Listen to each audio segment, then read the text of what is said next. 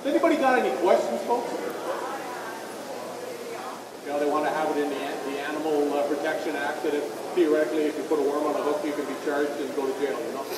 You're never going to go to jail, but you can be charged, you know? So that got squashed pretty quick by the industry association. But, you know, things like that go on all the time. But as for live bait, man, there's nothing beats a circle hook, a split shot this far up it, 10-pound test monofilament when you're fishing for smallies or walleyes or something, a little more open water and shoals like that. It's something I still do. It's something I'll always do.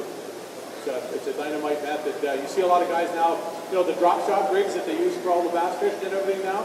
You see a lot of guys now, and what they do is they fish like a drop shot rig, but they don't have a little plastic worm on it. They have a live minnow on it. And they can fix it so the minnows are put off the bottom when they're fishing for walleyes, and they use it on the bottom, so the minnows always put off the bottom. When you go home tonight, Google drop shot. There'll be 63 million things show up.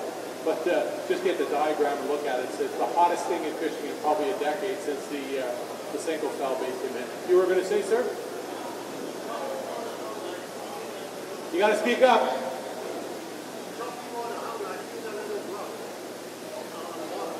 How to what it?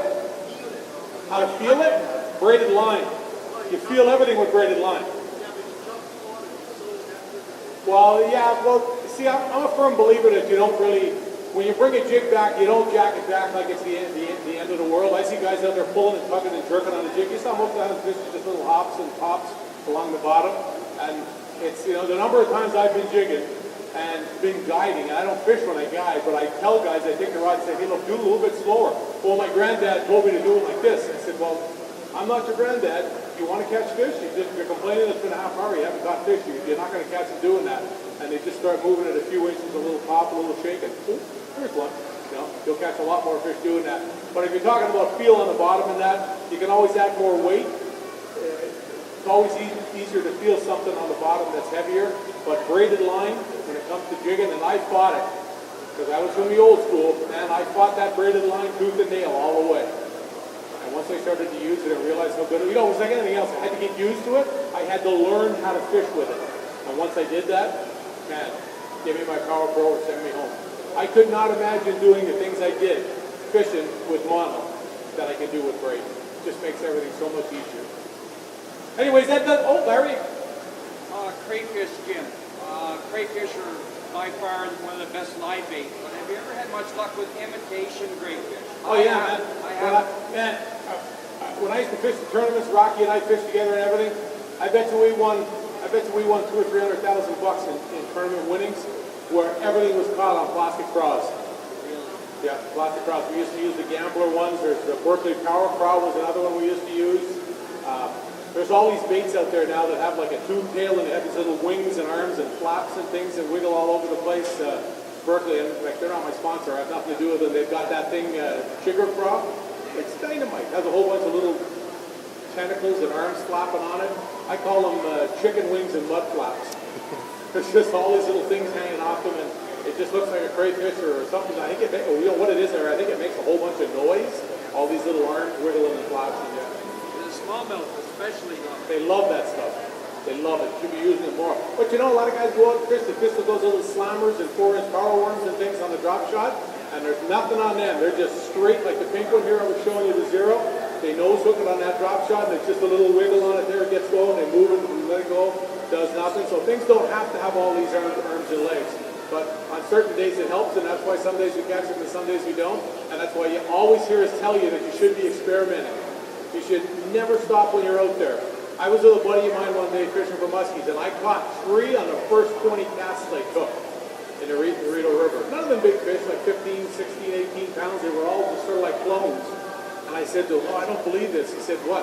I said, let's go fish where we've never fished before. He goes, why would we do that? You've caught 3 muskies here in like 20 minutes. And I says, yeah, but they're biting. They're going wild. How often does this happen? He said, yeah, we could catch like 10. And I said, but you know what? We could find 3 or 4 more spots that we know they come to eat because they're really feeding right now. Let's go fish a bunch of spots we've never been to. And we went and fished a whole bunch of new areas, places we've never been to. We caught a couple more, but over the next, it'd be like 10, 12 years now, I probably caught 20 fish off those spots because I know they come there to feed. So by the time, you know, I might have caught 3 or 4 or 5 more that day. But by, you know, investing that in the future, I found a few really good spots where I know fish come to eat, and there's really nothing special about them. They're just things that are special to the fish, and the fish count. So it's I got one more. Why the smallmouth in the middle of the summer, hot day? All of a sudden they start biting like crazy on the surface. He's asking why the smallmouths in the middle of the summertime. It's time to eat, Larry. They're cold-blooded. They're cold-blooded. The warmer they get, the more they have to eat in the summertime.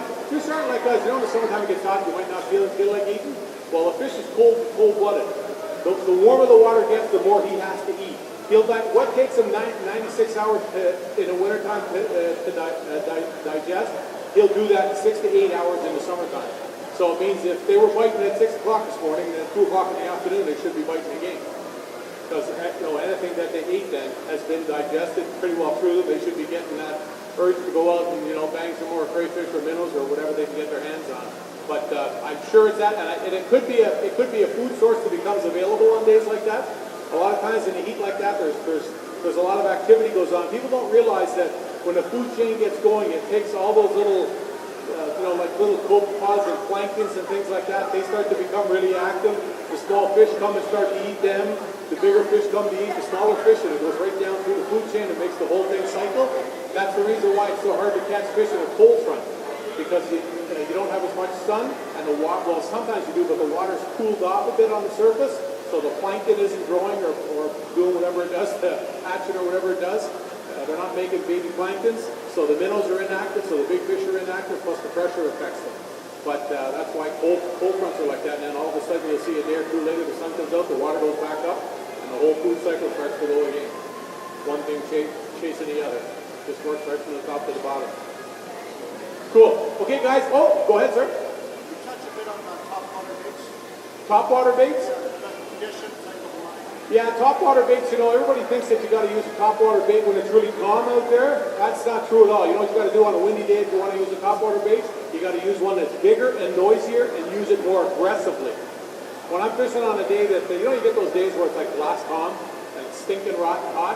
Well, you get a big buzz bait and you find yourself a milfoil bed, like places in Rice Lake and the Kawarthas have those weeds that are in about 8 feet of water. The milfoil comes up about this far from the top. And you bring a buzz bait over the top of that. And I'll tell you, man, 2 o'clock in the afternoon, 95-degree weather, dead calm, that could be some of the biggest bass you'll ever catch all year, right at that time of the day. Everybody thinks it's the morning and evening thing, it's got to be at sunup or sundown. Well, you see all these big fish that are caught in tournaments. When do they have tournaments? They're from 7 or 8 until 3 or 4 in the afternoon. And the guys manage to catch all these big fish because they've learned things like that. But topwater is an absolute exciting way to fish. Absolute exciting way to fish. It's really funny. I'm pretty lucky. I get to spend a lot of time with Bob Azumi. We've been buddies all our lives. And every time I fish with Bob, first thing he always has in the morning that he pulls out, he'll usually still have sitting on the deck in the afternoon, is a buzzbait. And a lot of guys up here don't throw buzzbaits anymore. They're just, I don't know what it is. I don't know why they don't throw them. But you catch a lot of fish with them. There isn't a U.S. bass angler that's worth his salt that doesn't have a buzzbait on the deck and use it every day he's out almost. Unless he's onto something completely different that he's already established, That he knows that he can catch more bigger fish with a jig than a buzzbait or something. It's really a neat thing, yeah. Okay, folks, that does it for me. Give me a couple minutes to pack up here. I'll bring the stuff down here if anybody wants to have a look at it. We'd be happy to chat to you. Take care. Enjoy the rest of your night now.